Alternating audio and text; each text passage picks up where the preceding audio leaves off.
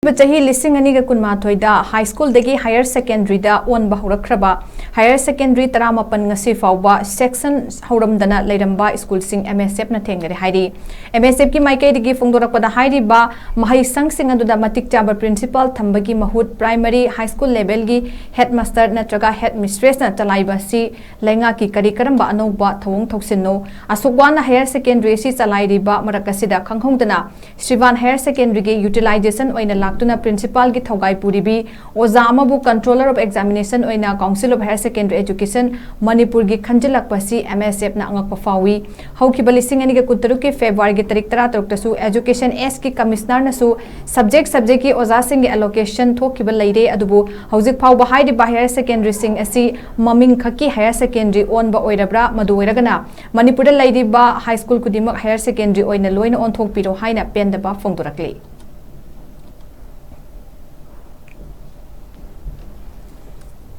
HAIRI academic campaign asigi makhada lamdam asigi mahero tuna manabo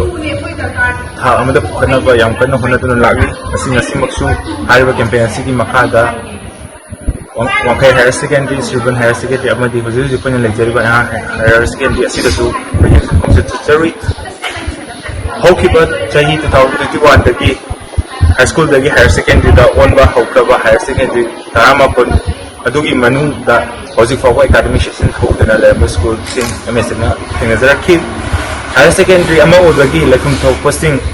matiksa lekhum thok posting amata leramdaba higher secondary sing MSF na thengnazaraki masi maming khaki olabra haibde MSF na lenga ki mekada hangjari masi fawa haiba mahaloison sing asida matiksa ba principal thambagi mahut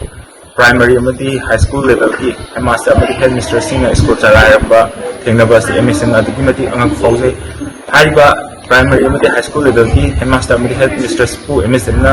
hoyusitaba ikaknazataba nasade adugo lenga ki leijariba rules amasung regulation matu masi niyom chumbra habadu MSF ma kai thamjari asuwana haiba higher secondary sing asi salai ba tangka asida khangogdana Srivan higher secondary ki utilize post la leiba oza principal amabu controller of examination council of higher secondary ki khanjalakwa si adugi matak angak pauzai masi karamba government ki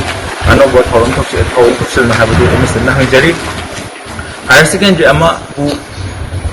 primary amadi